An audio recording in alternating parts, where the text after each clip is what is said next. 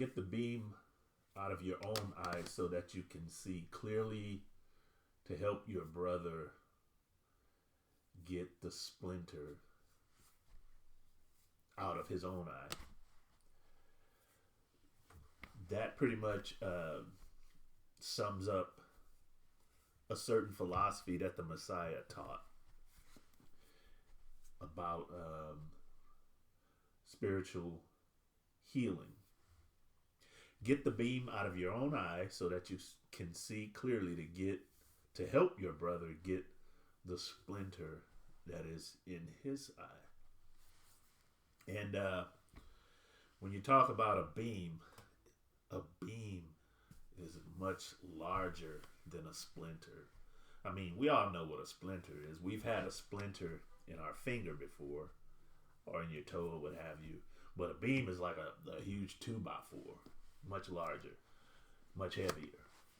And what the implication is that people have these huge beams in their eyes, and they're going around trying to help people get splinters out of their own eyes. And the issue is that the beam completely blocks the vision. And we're talking about spiritual vision.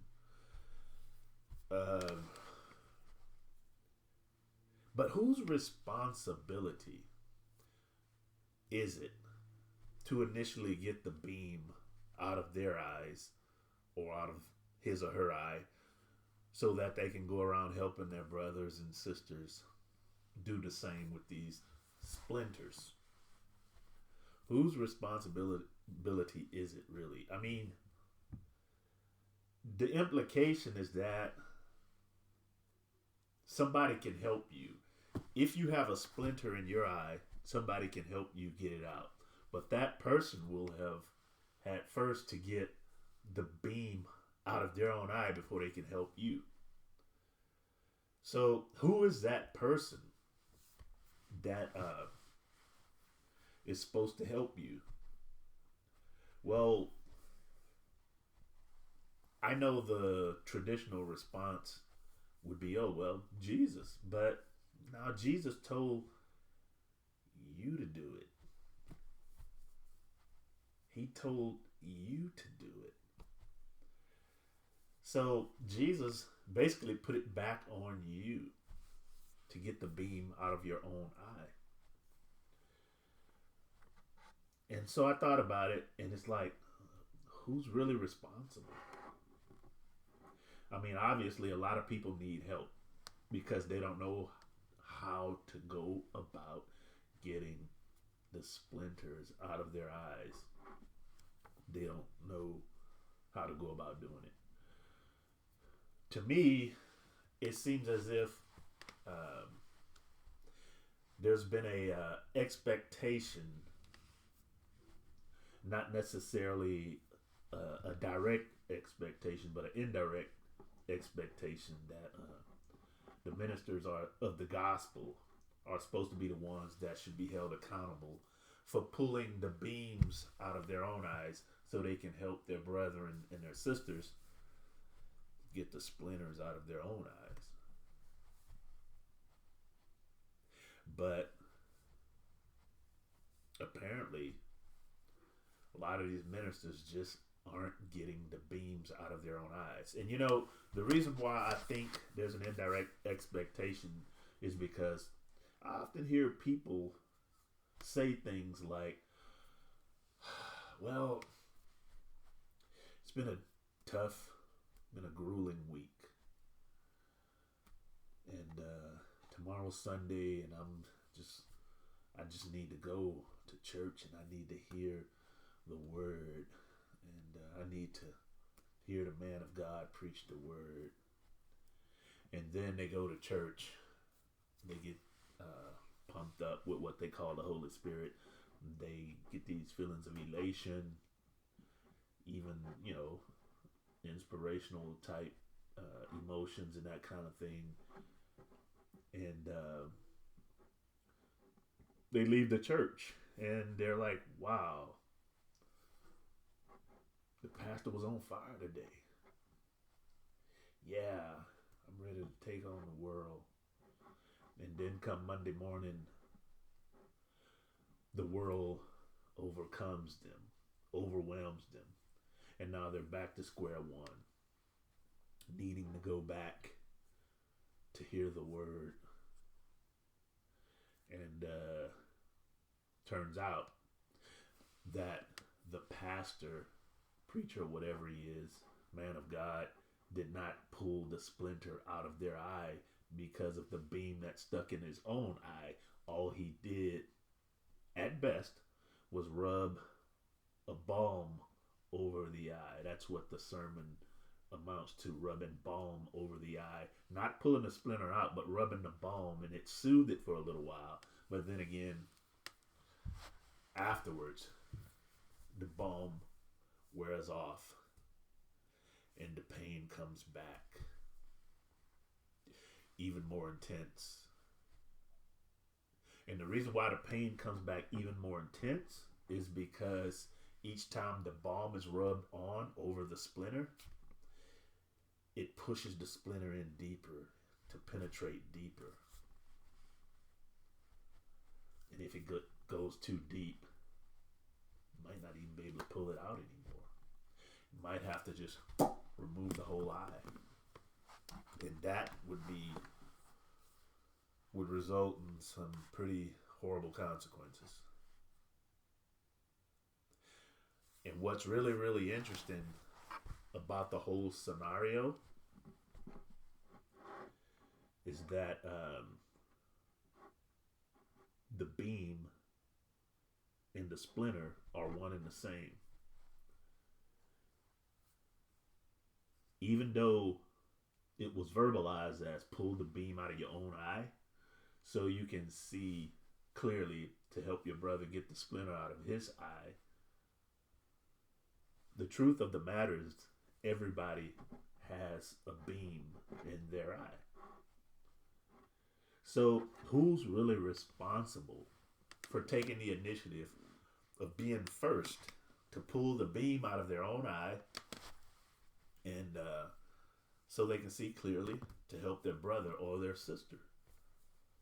Who's responsible for taking the initiative? I mean, does anybody really know how to truly go about doing that? I mean, think about it. This is a spiritual message. I mean, we tend to visualize a real board in somebody's eye sometimes and pulling it out, but that does no good. That's a parable. The Messiah spoke in parables. So how do you go about getting the beam out of your own eye? Are you responsible for pulling the beam out of your own eye? Or is somebody else responsible? Well, that's up to you to answer, but as far as I'm concerned, I feel like I'm responsible for helping myself first. And I believe that most people should take heed to that. Help yourself first. It even says in the Bible, I believe in the book of Peter, save yourselves. Help yourself first. I mean, what would this world be like if everybody just decided, you know what? I'm sick of waiting. I'm just going to help myself. I'm going to do what's necessary to correct my spirit life. What if everybody decided to do that? How would this world be?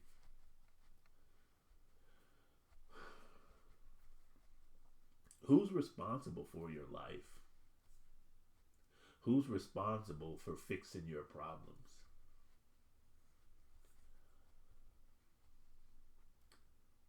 Are you sitting around waiting for somebody to come along, some magic man or some magical woman to help you get your life in order, to fix your circumstances?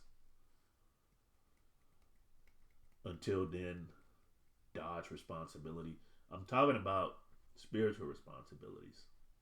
I mean, there are a lot of people out there with worldly responsibilities that they're running away from, but most of us are hiding from spiritual responsibility.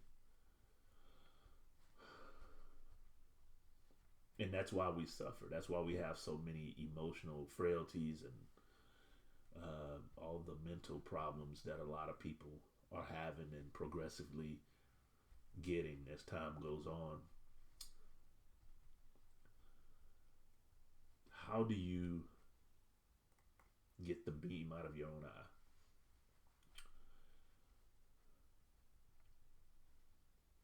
Hmm. Well, I suppose the first thing we must learn how to really do is learn how to trust, really trust in a real God, a real creator who actually heals, as opposed to seeking after advice from other men and women that don't work. I mean, if it did, humanity wouldn't be in such a desperate place as it is right now. If devices, there are a lot of psychological remedies and that kind of thing out there that sounds golden. If you think about it, you know, people say things about the mind and how it works, and we buy into it because it actually comes across as 100% logical. But at the end of the day, people are falling deeper and deeper in the spiritual darkness collectively. So maybe it's time to detach from whatever common systems you have. Detach from all that. We're talking about spiritual detachment. And once you do that, something greater than yourself can come and attach itself to you and fix you and pull the beam out of your eye. But it starts with you being bold enough to detach from your worldly systems, and that includes the way religion works and operates. Anyway, thank you for listening. Hope you are well. Subscribe to the Spiritology Television Network on YouTube, and God bless.